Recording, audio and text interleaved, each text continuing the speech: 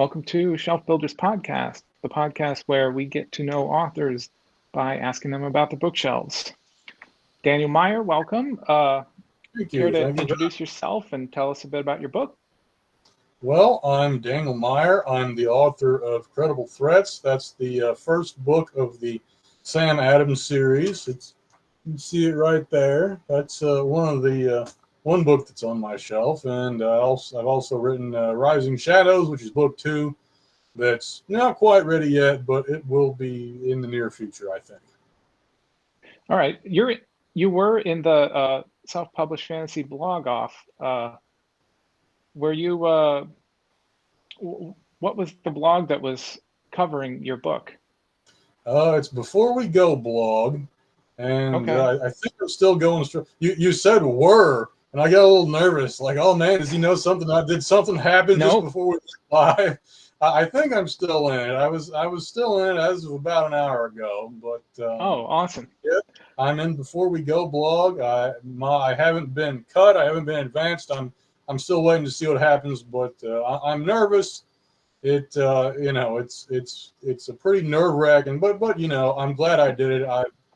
Nothing to lose by doing it. That's how I ended up on Shelf Builders here.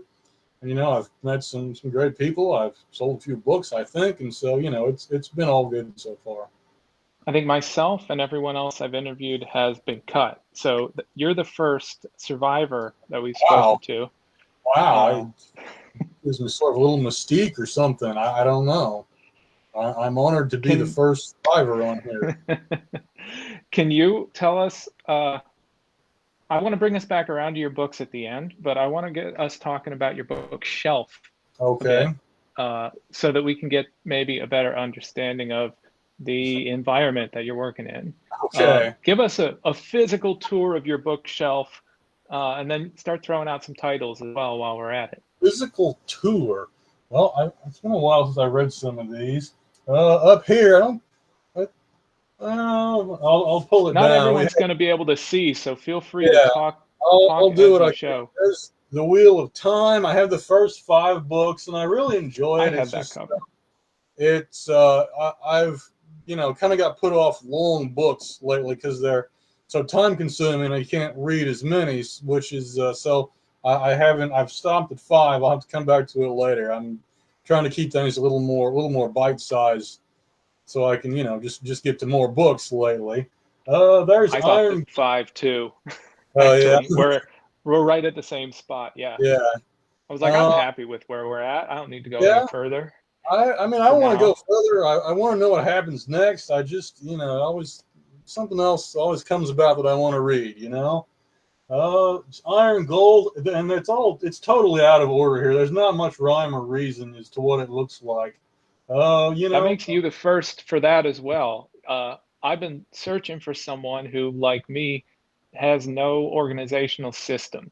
So far, oh yeah, everyone I've talked to has been super organized, but I'm not. I I try, and well, I'm glad to meet a fellow disorganized person. I try, but it always gets away from me.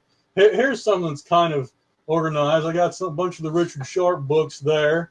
I like those a lot. Of course, I've read more since. They're now scattered all over. I don't know Um, those. Can you tell us what that what that series is about? What oh yeah, genre? And it's the written by author? Bernard Cornwell. This is the first book here. Um, Bernard Cornwell, he's written many things, and it's about Richard Sharp. He's a soldier, and it's in the Napoleonic Wars, and he kind of claws his way up from the ranks and gets involved in all sorts of battles and saves the day, and lots of swashbuckling and swords and manliness. And they're a whole lot of fun. I like those books a lot. What else do we got So I'm here? seeing fantasy on the shelf directly behind you. I'm seeing historical fiction then, just above that. Uh, Right. what what genre? What's the range of genres you got there? A little of everything. Yeah, a little of everything. You talked about historical fiction and fantasy. Here's and some science fiction. Here's one of my mini novels. This one is Philip and Alexander by Adrian Goldsworthy. I think I'm saying his name the right way. He's a historian, It's a biography of Alexander the Great and his father Philip, and that's kind of the main selection that I read: historical fiction and fantasy, and nonfiction and science fiction. That's kind of, you get into other genres, and they don't interest me as much. I do have, well, there is one exception here. This is Clown in a Cornfield by Adam Cesare. I hope I pronounced his name the right way, on the slim chance that he watches this. But I read that for Halloween. First horror novel I read in years, and I like that quite a bit. But yeah, that's I kind of like keeping it in the so-called SFF speculative fiction thing. Except for nonfiction, I've always loved history, so there's a ton of that there.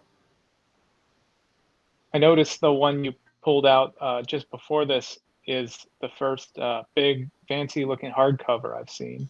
Oh yeah, it's I try to just get the cheap paperbacks. I don't feel a lot of need to get real fancy. Oh, here's a nice hardcover. This is a All of nonfiction. mine are paperbacks, and when I get a nice hardcover, I get really excited about it. Oh yeah, Yeah, I let's show us that one. oh yeah, this is the Song of Simon de Montfort. That's nonfiction as well. Simon de Montfort led an uprising against the throne of England back in the Middle Ages, and got himself into all kinds of bloodiness, from what I remember from that book. And that's my favorite era is the Middle Ages. There are a bunch of medieval books around here. There's one about Richard the Lionheart. There's one about Edward the Black Prince. I'm just waving them around. You can't see them very There's well, but some more nice hardcovers. Oh yeah. once in a while, I fancy pantsy with the hardcovers. Yeah. Now, do you keep everything you read, or do you just keep books around that you definitely want to go back to, or that you pick up the thumb Um, through sometimes? I do both. I don't really get rid of books. If I don't finish one, it kind of goes like kind of in the basement where it's out of the way. It's relegated down there to the bush league or whatever. But If you these don't ones, finish a book, if you don't finish a book, do you consider yourself to still be reading it, or do you just say I'm done with it? not really. I've thought about going back to books I couldn't finish, but I just can't get excited about it because if I didn't really like it at first, I feel like I don't really like it again. But and I hate not to finish a book because well, mentioned the Sharp books. The first one wasn't really into it, but I stuck with it. Ended up loving it. Now I'm a big Sharp fan. Another one. Where'd it go? That's right on this shelf too. Legend by David Gemmell. I didn't really get into that at first. Stuck with it. Ended up really liking it. So I'm paranoid about DNFing books because I always feel like if I just stuck with it, I would have liked it. But sometimes I do just because I have such a short attention span. It's hard to stay with something that's not interesting me. I I feel the same way about what what's his name? The Terry Pratchett and the Discworld books. I have Oh such a short attention span. He'll say stuff that gets me thinking about something totally tangential to the story, and then I'll put the book down and forget what I was doing, and I'll maybe read a half a page a day, and then a year later I'm still only 100 pages into the book, and I'm loving it. I'm having a great time, but yeah, snail's pace. Um, yeah. I had a follow-up question on something you said, and it was uh,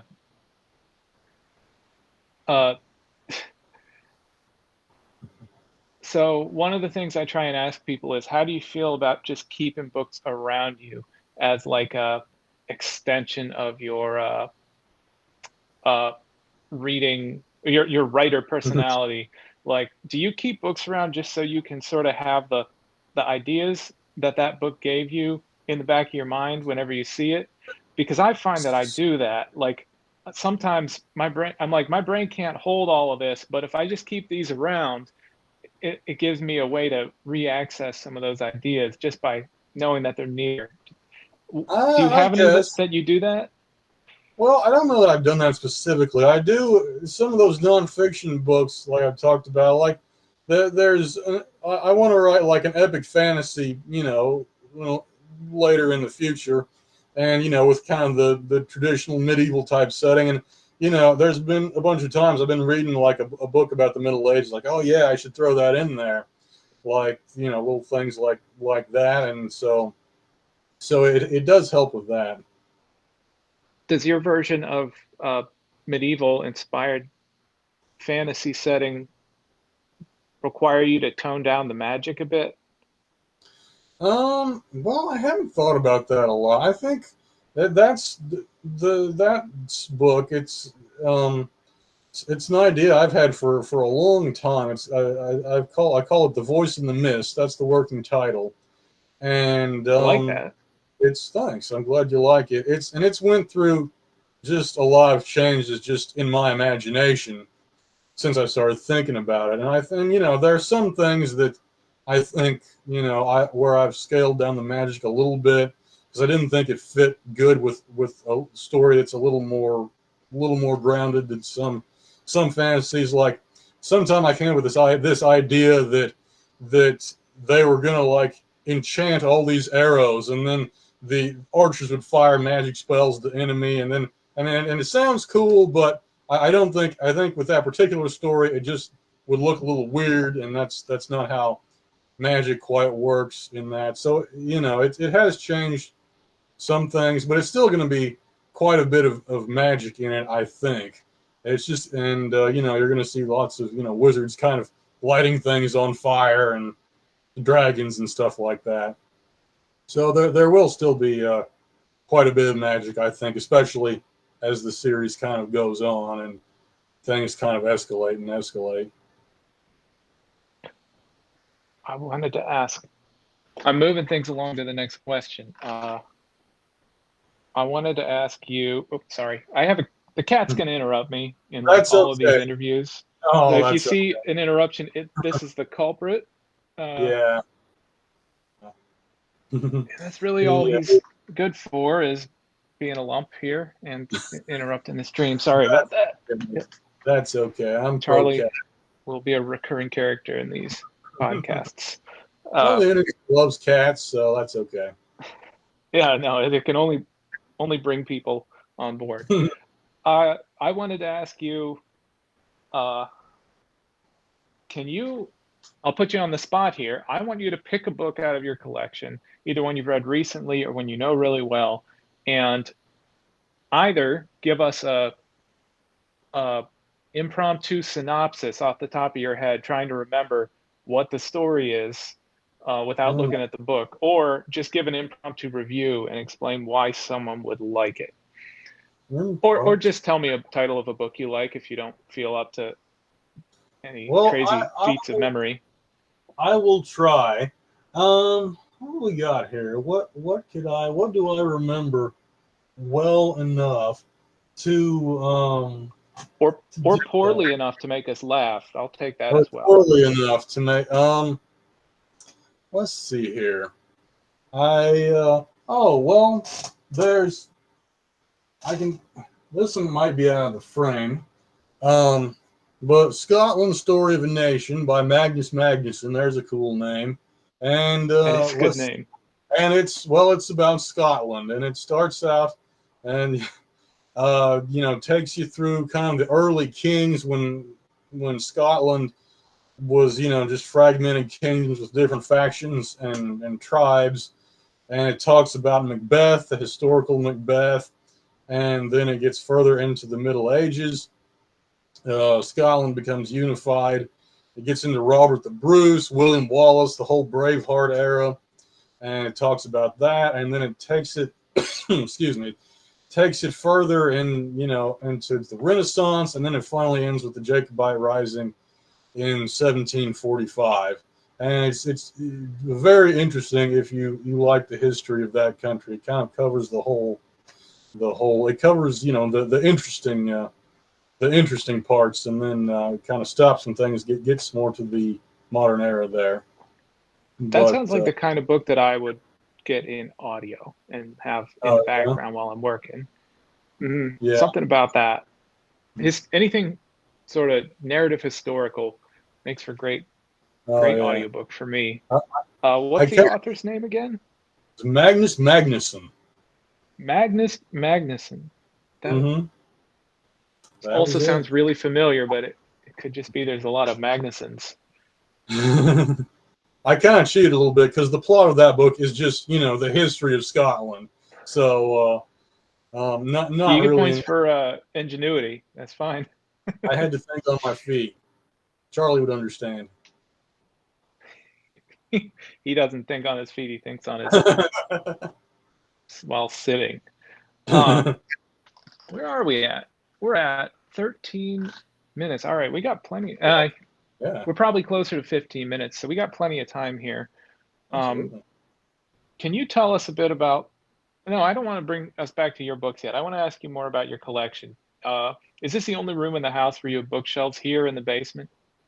Uh, there's a few more in my bedroom, not as many, but it was getting kind of squeezed for space, so I had to kind of move some things around in there as well. And there's Do you a have books in the bathroom? no. Sometimes I bring one in there, but there's not actually a designated shelf. I grew up reading books in the bathroom, but we don't Absolutely. have it now in my home. Uh, but we're having a kid, and I have to wonder if I don't start bringing books back into the bathroom, will he not be literary? Maybe It I should was just reading bite the bullet, in and your but then all the books are unclean. yeah. I want to get them in a nice, feel like it, make it real fancy. Get like a shelf, and put the glass door in front of it, and you slide it open when you want one, and With you a put little it back. Clorox, yeah. Oh yeah. We'll wait till he's reading. Um, you ever keep if you keep books in the bedroom and your shelves around there, is it because you're actively reading them, or do you have some that you just like better in that room? No, it's really just kind of what fits on those particular shelves. Is for a while I just had this stack in the corner by my bed, and finally I moved some stuff around so I could put it on actual shelves. But the shelf in the bedroom's not really. It's not all big like these ones. It's not, so you had to find the books that are the right size to slip in there. Uh, non-book materials, do you have board games, figurines, records, uh, VHS tapes, things like that that you Well, keep around on your shelves or collect? in, I don't really collect a lot of that stuff. In my room, they share the shelf with a bunch of my CDs. Like, because I still like for a long time like to get the physical CDs, and so it's on there next to Judas Priest and Kiss and Aerosmith and some of those guys. You write to music? Once in a while, uh, not a lot. I know some people do that all the time. I don't really do it very often. But sometimes I do just to sort of get in the right frame of mind. Or sometimes if I'm rereading something, I listen to music. There, when I wrote Credible Threats, there's this one scene, and I sort of called that my like noir PI kind of a scene or something. And I would always listen to the music from, I think Chinatown was one and Body Heat was the other one. And I always listened to that when I would Yeah, go back and rewrite that scene. I would always listen to that to get in the right frame of mind as Sam Adams is kind of stalking through the streets and everything. that's what I hear, and that's what I hear people say they do sometimes is uh, always listen to the same songs. Like if you're gonna write to music, have a writing playlist Oh because it's yeah. like a mental trick to, your brain gets in the habit of, oh, I'm listening to this song. That's how I start my writing day, and it works. Now that I think about it, I've got a playlist that if I put that on, I will write. Uh, I just forget that sometimes, and I haven't used that trick in a while. I've never really thought of that. I've never put that much, kind of thought Mhm. and detail into it. But it sounds like a good idea. Yeah, if you have an album that you put on, at the start of every writing session, you will Yeah. find that it gets really easy to ignore the music and just slip into the Yeah. writing, as opposed to like new stuff. You can't ignore the lyrics. Um, Mm. Going back to your books, I wanted to ask you to describe Credible Threats a bit and tell us about the plot of that and maybe a bit about the writing process. Mm. Let's see. Well, okay. The plot. I'll try not to cheat and just read the thing off of the back of the book. Well, It's you buried could under here. start with the genre if you like, because Okay, that's you good. know all we're all fantasy adjacent because it's Right. uh, It's Spiffbo, but different flavors of fantasy are everywhere. it's urban fantasy. It's about a 16-year-old wizard named Sam Adams, and he lives in the fictional city because I couldn't be bothered to research a real city, so I made up a fictional one. Of Williamsport, it's somewhere on the East Coast, and I never really get more specific than that.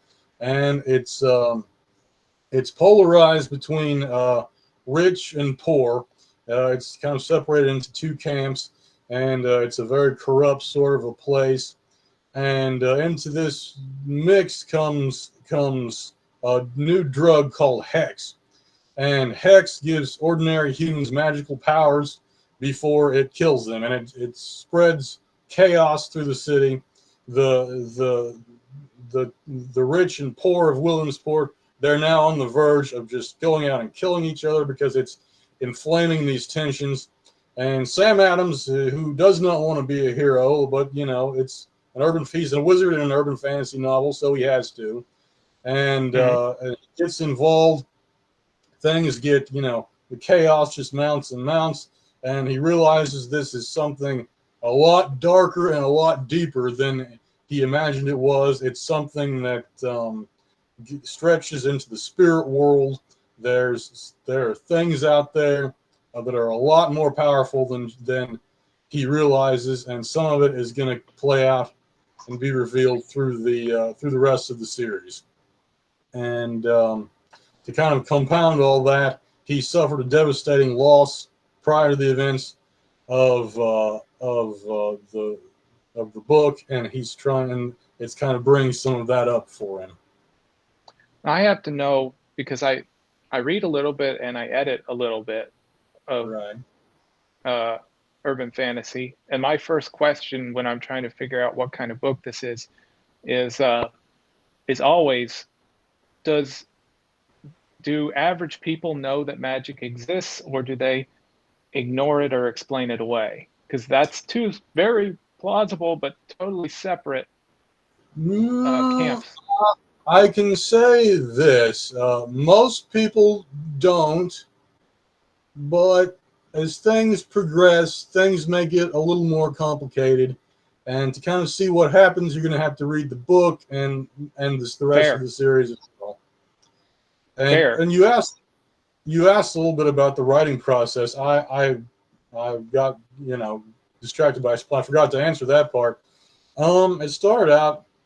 I basically thought somebody should write a story about a wizard in high school, and when he has a talking cat, I feel like I should mention that. Um, and I do too. He just doesn't say anything intelligible. and and I was kind of insecure about it. I thought maybe oh, what if that's not enough? And I tried to kind of put different spins on it to make it a little stand out more. But when I did that, maybe it stood out more, but it just wasn't as good. Like I just because at one point he was kind of one of a long line of magical warriors and or something like that, and it just wasn't as good as my original idea, which was that he was just a wizard. And so I kind of brought it back to basics finally and made him just a wizard. And then the story kind of came to life, and I had to write and rewrite and rewrite and rewrite it before it was ready. But finally, to working on it, I think on and off for about 4 years. Finally, it's Would you now. say? Oh, go ahead. I thought you were No, going to keep going. go ahead. Would you say he uh, he used to be like a chosen one when he was one of a long line of wizards, and you made it so that he's not like the chosen one trope, or is there still sort of a chosen one theme going on underneath Um, it?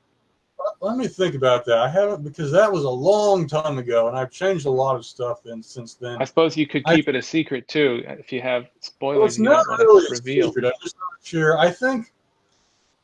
I don't know that he was a chosen one, like kind of a prophesied hero, like you usually. I think what it was, he was just more like there was nobody that had this power for a long time, and then the fact that he does signal that there were these things afoot. And I do like it better that he's not really a chosen one in the finished product. He's um, without kind of getting into too much the spoilers for down the road. He's not really chosen one. He's not prophesied to like kind of save the world or whatever. He's kind of because of the way that things are moving in the supernatural realms, and I'm being really cryptic on purpose, and the way certain Yep. things are playing out, he's just kind of found himself, as one character tells him in the first book, he's in the right place at the right time. Although from his perspective, he's very much in the wrong place at the wrong time, and he wants to be somewhere else. But he's had this whole thing kind of fallen in his lap, and the well, because it's kind of out of the way. He's not an important wizard. He's not in an important place in the grand scheme of magic and everything. But I like what that. It makes you have to come up with a reason for being, they're yeah, not just the hero because they were told to go be the hero. You have to give them their own motivations and extra depth and a reason for doing what they do. I also wanted to ask you, because we're running out of time and I don't want to miss this. Everything that you've talked about that you're reading has been historical or set in the medieval period or Napoleonic War or a old timey fantasy. How does the fact that that's all you're reading conflict with you writing urban fantasy? Do you does that Are you more comfortable writing outside of what you normally read, or do you also read a well, lot of urban fantasy? I don't think it conflicts that much. I don't read a lot of urban fantasy, but I do. I am a big Dresden Files fan. They were kind of the main literary influence on Sam Adams. I can't reach those. Those are too far away. But I have a whole stack of the Dresden Files up there, and Buffy the Vampire Slayer, not books, but that was a big influence as well. Is So uh, Larry Correia Monster Hunters International an influence? Because I that's haven't one read I that. hear a lot, but I don't read a lot of. I've heard it bandied about. Never read that one. Okay, I'm in a pretty similar boat. I hear about it a lot. I haven't read a ton, but Dresden Files, especially the audiobooks, Yeah, I the James Marsters as the narrator is what makes that for me. There's only a few series that I'm all in on the audio instead of reading it, and that's one of them. yeah. I've heard snippets. I haven't heard in its entirety, but I have heard He is things Harry about Dresden for me. it. Yeah. Um, well, I wanted to ask, do you have any? Do you ever imagine your books being alongside of famous authors or being on the bookshelf of an author that you look up to, or are you kind of just content to have the readers that you have and not Well, I mean, reaching for that sort of notoriety? I like the readers I have. I just don't have a whole lot of them, so I just want to kind of keep finding more and more, and it always feels very good when somebody connects with credible threats and really likes it, and I appreciate that a whole lot. But I just want to keep going and going with that. So reach even more people with it. I think. I had a follow-up to that. Hmm. Uh, I the bet problem it's with right. being live is I can't cut stuff out if I forget where I'm going with a question. But um, give me a second, it'll come back to me. Uh, Okay, I do that all the time. uh, nope, it's lost. It's never coming back. That's a brain cell that I'll never retrieve. We'll always wonder what that was. What I'm sure it earth-shattering was a great question. revelations would I have given you? You know, I I guess we're almost at 30 minutes. I should probably wrap it up. Um, whatever can you you tell think. us? Oh, I I'm remember the brilliant question. okay. Um, Okay. what do you imagine your writing output for a lifetime as an author to be? Do you think you'll eventually finish this series and start another one and you'll have a whole book shelf filled with your books, or are you Well, just happy to have a few perfectly crafted titles? I mean, yeah, I want to write as many as I can. I want to keep going and going. I gotta focus on Sam Adams right now. I'm estimating that for 9 books. And then I Wow. mentioned The Voice in the Mist a little while ago. That I'm thinking is going to be a big, thick trilogy. And then, I want to write lots. That's lots more than that. I just got to make sure it's the right thing because, those are ideas I've had for a long time. I've had lots more ideas, but I haven't thought about them as much, so they're not quite as ready for prime time. So, once I get those done, I want to move on to something new, but I just kind of have to wait and see what it is. But yeah, I want to just write, just keep going and going and going. Do you picture, when you think of your ideal readers, uh, are they reading in print, or are you also selling a lot of ebooks and audio? Because personally, for me, uh, I've found I sell more ebooks than print books. But the new thing, over the last 2 or 3 years, is uh, younger people read more print books, and it's coming back. I I don't didn't know if know it's a that. I'm blip glad or it's a coming trend. back How do you as a feel about print it? book. Well, I'm in favor of it. I almost always get print books. I just like to have the physical copy. That reading it, digitally, just a little weird for me somehow. But I'd say it's about the same. I haven't tallied it up, but I've had several of each, so I don't know that there's a big Do you have a Kindle? big spike one. Oh, a Do you have a Kindle? Yes, Kindle? I have that. I don't give it too much of a workout, but I really, you know, put more music on it than I did books actually. But I do have one. Yeah, I think might be one of the impetus for this show is I I kind of want to think about physical books more because Oh yeah, uh, particularly people who started out publishing ebooks around 2015 or so or earlier, right when the big Kindle boom happened, yeah. we were only thinking about ebooks. No one had the time to think about paperbacks. Like, you make them, I have them, and people Hmm. can buy them, but it's only the last year or two that I've been thinking about how can I make these better? How can I make people want to keep them around on the shelf? You know, Hmm. I don't really know what the answer is, but hopefully interviewing people like this will help, That could help. Yeah.